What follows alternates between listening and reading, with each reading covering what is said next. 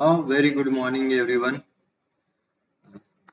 आज हम पढ़ रहे हैं राज्य लोक सेवा आयोग के बारे में। कल हमने पढ़ा था यूपीएससी के बारे में, जो संघ लोक सेवा आयोग है उसके बारे में।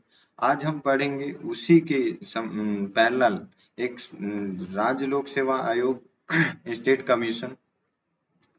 ये जो अलग अलग राज्यों में जो सेवाएं हैं उनके लिए परीक्षाओं का कंडक्ट कराती है।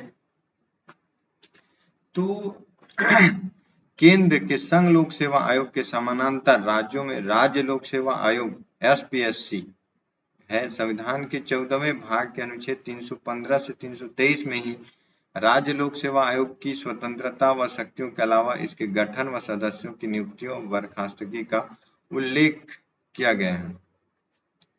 राज्य लोक सेवा आयोग के अध्यक्ष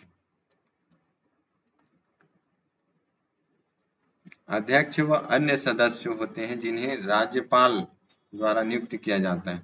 ध्यान रखने वाली बात है कि यूपीएससी में जो उनके सदस्य व अध्यक्षों की नियुक्ति जो है राष्ट्रपति करते हैं और राष्ट्रपति बर्खास्त करता है, लेकिन यहाँ पे जो है उनके अध्यक्ष व अन्य सदस्यों की नियुक्ति राज्यपाल द्वारा किया जाता है। संविधान में आयोग की संख्या का उल्लेख नहीं है, राज्यपाल विवेक पर छोड़ दिया गया। इसके अतिरिक्त आयोग के सदस्यों की वांछित योग्यता का जिक्र भी नहीं है, मतलब कितने पढ़े लिखने होने चाहिए, कितने का अनुभव होना चाहिए, इस बारे में कोई उल्लेख नहीं किया गया है। परंतु यह आवश्यक के आधे सदस्यों को भारत सरकार या राज्य सरकार के अधीन कम से कम 10 वर्ष का काम करने का अनुभव हो। संविधान ने राज्यपाल को अध्यक्ष के सदस्यों व सेवक का शर्त निर्धारित करने का अधिकार दिया गया है। आयोग के अध्यक्ष व सदस्यों के पद ग्रहण करने की तारीख 6 वर्ष या 62 वर्ष जो भी पहले हो वो होगा। तो वहां पे जो 6 वर्ष और 65 वर्ष था, यूपीएससी में जो 6 वर्ष और 65 वर्ष था, यहाँ पर 6 वर्ष और 62 वर्ष तक का। तो अगर आपको जो भी पहले आए, कहने का मतलब है अगर आपकी उम्र 52 की है, अगर आपकी उम्र 52 की या कोई व्यक्ति 52 की उम्र में स्टेट पीएससी में अध्यक्ष के तौर पर चुना जाता है, तो वह 6 साल मतलब 52 से 58 58 की उम्र तक सर्विस कर सकता है, उस पद पर रह सकता है। लेकिन अगर उसकी उम्र जो है 58 है, 58 साल है, तो उसको केवल 58 साल है, 4 साल 58 2 60 4 साल सर्विस करने का ही मौका मिलेगा, मतलब 62 साल की उम्र में उसकी रिटायरमेंट हो सकता है। और हालांकि वे कभी भी अपना त्याग पत्र राज्यपाल को सौंप सकता है, ऐसा नहीं है कि वो उससे अपनी बर्खास्तगी से पहले पद से नहीं हट सकता। और राज्यपाल 2 परिस्थितियों में राज्य लोक सेवा आयोग के किसी सदस्य को कार्यवाहक नियुक्त कर सकता है, एडिशनल प्रेसिडेंट नियुक्त कर सकता है। अध्यक्ष का पद ना हो या फिर अनुपस्थित हो जब अध्यक्ष, कार्यवाहक अध्यक्ष तब निकालेगा जब तक कि अध्यक्ष पुनः काम नहीं संभाल लेता। निष्कासन, भले ही राज्य लोक सेवा आयोग के अध्यक्ष व सदस्यों की नियुक्ति राज्यपाल करता है, लेकिन उनके केवल राष्ट्रपति ही हटा सकता है। दिस इज द पॉइंट, केवल राष्ट्रपति ही हटा सकता है। राष्ट्रपति उन्हीं के आधार पर हटा सकता है जिन आधार पर यूपीएससी के अध्यक्ष व सदस्यों को हटाया जा सकता है।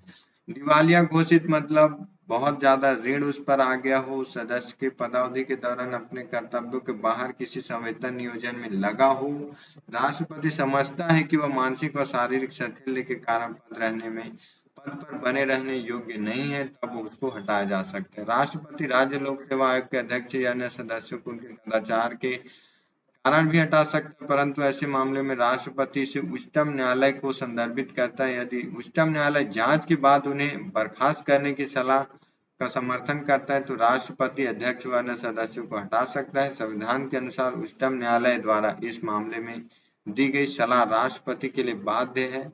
न्यायालय द्वारा की जा रही जांच के दौरान राज्यपाल अध्यक्ष व अन्य सदस्यों को निलंबित कर सकता है।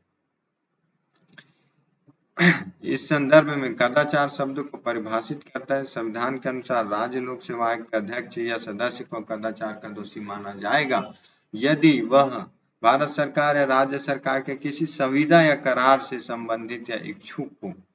और निगमित कंपनी, इस कहने का मतलब है कि सरकार के विरुद्ध जाकर किसी इच्छा जो संधि है उसमें धोखेबाजी करता हो या फिर किसी कंपनी के प्रॉफिट के लिए कार्य करता हूँ।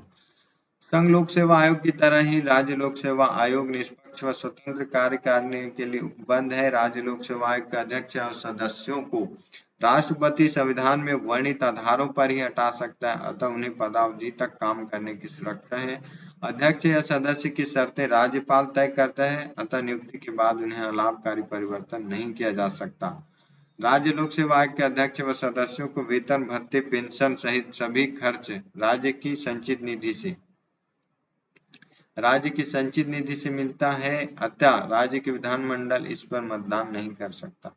राज्य लोक सेवा आयोग का अध्यक्ष कार्यकाल संघ लोक सेवा आयोग के अध्यक्ष के संघ लोक सेवा आयोग के अध्यक्ष या सदस्य तथा किसी अन्य राज्य लोक सेवा आयोग का अध्यक्ष बनने का पात्र है, लेकिन भारत सरकार या किसी राज्य के अधीन किसी और नियोजन का पात्र नहीं हो सकता।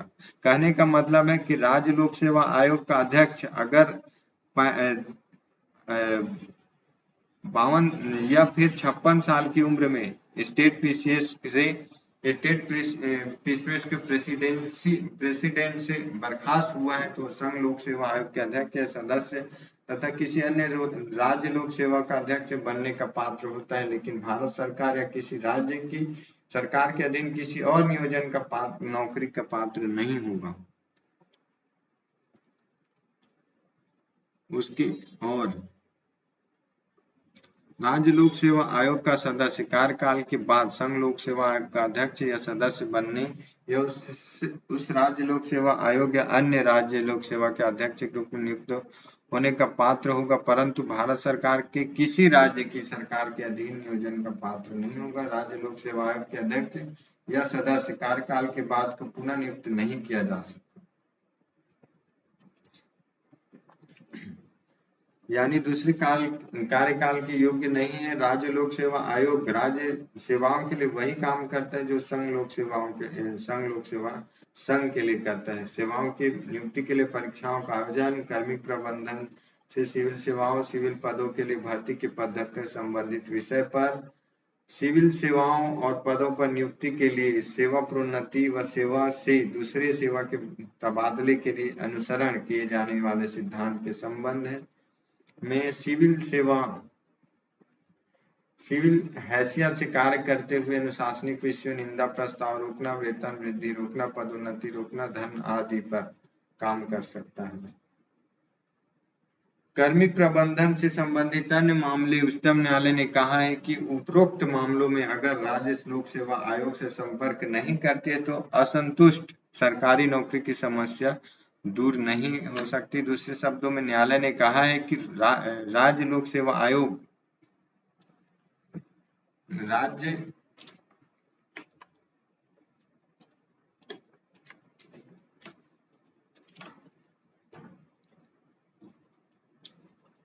अतः ये उपबंध मार्गदर्शक है, न कि अनिवार्य। उसी प्रकार न्यायालय ने कहा कि राज्य लोक सेवा आयोग द्वारा चयन किसी व्यक्ति को उस पद पर आसीन होने का अधिकार नहीं होता। हालांकि सरकार को अपना काम निष्पक्ष व बिना मनमानी, बिना बुरे इरादों से करना चाहिए। इसकी भूमिका क्या होती है? संविधान राज्य लोक सेवा आयोग को राज्य में मेरिट पद्धति की प्रहरी के रूप में देखता है। इसकी भूमिका राज्य सेवाओं के लिए भर्ती करना व प्रोन्नति या अनुशासनात्मक विषयों पर सरकार को सलाह देना है। सेवाओं के वर्गीकरण, भुगतान व सेवाओं की स्थिति, कैडेट प्रबंधन, प्रशिक्षण आदि से इसका कोई सरोकार नहीं है।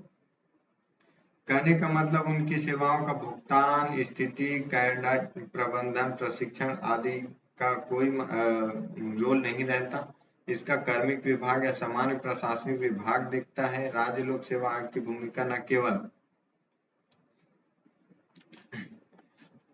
केवल सीमित है बल्कि उसके द्वारा सुझाव भी सलाहकारी है।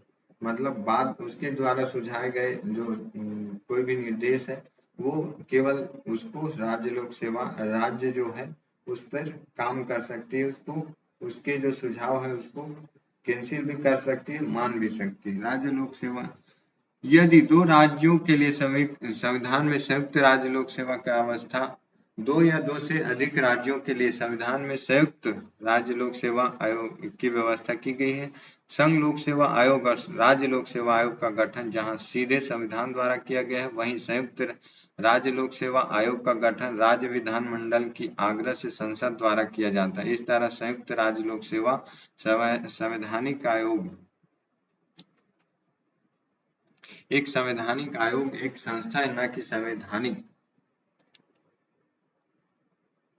संयुक्त राज्य लोक सेवा संवैधानिक आयोग एक संस्था है, न कि संवैधानिक। 1966 में पंजाब से पृथक हुए हरियाणा और पंजाब के अल्पकालीन संयुक्त ज्वाइंट स्टेट पीसीएस का गठन किया गया था। ज्वाइंट के लिए भी राष्ट्रपति ही उसके सदस्यों और अध्यक्षों का 6 वर्ष या 62 वर्ष के जो भी ने राष्ट्रपति बर्खास्त कर सकता है। वे किसी भी समय राष्ट्रपति सदस्यों की संख्या राष्ट्रपति द्वारा निर्धारित करता है। वार्षिक प्रगति रिपोर्ट राज्यपाल को सौंपता है। प्रत्येक राज्यपाल इसे राज्य विधानमंडल के समक्ष प्रस्तुत करता है। संघ लोक सेवा आयोग राज्यपाल के अनुरोध व राष्ट्रपति के संस्तुति के बाद राज्य की आवश्यकता अनुसार भी कार्य कर सकता है। भारत सरकार अधिनियम 1919 की व्यवस्था के अनुसार 1926 में केंद्रीय लोक सेवा आयोग का गठन किया गया ताकि योग्य नौकरशाहों की नियुक्ति की जा सके। भारत सरकार अधिनियम 1935 के मुताबिक न केवल संघ लोक सेवा आयोग बल्कि प्रांतीय लोक सेवा आयोग संयुक्त लोक सेवा आयोग का 2 या 2 से अधिक प्रांतों के लिए गठन किया जा सकता है। अगर हम आर्टिकल देखें तो 315 में संघ तथा राज्यों के लिए लोक सेवा आयोग, 316 में सदस्यों की नियुक्ति तथा कार्यकाल, 317 में लोक सेवा आयोग के सदस्यों की बर्खास्तगी तथा निलंबन, 318 में आयोग के सदस्यों कर्मचारियों की सेवा शर्तों संबंधी नियम बनाने की शक्ति, 319 आयोग के सदस्यों को सदस्यता समाप्त करने के पश्चात पद पर बने रहने पर रोक, लोक सेवा आयोग के कार्य, 321 में लोक सेवा आयोग के कार्यों को विस्तारित करने की शक्ति, 322 लोक सेवा आयोग का खर्च, 323 लोक सेवा आयोगों के प्रतिवेदन। तो ये था संघ लोक सेवा आयोग और राज्य लोक सेवा आयोग के जो सेशन है।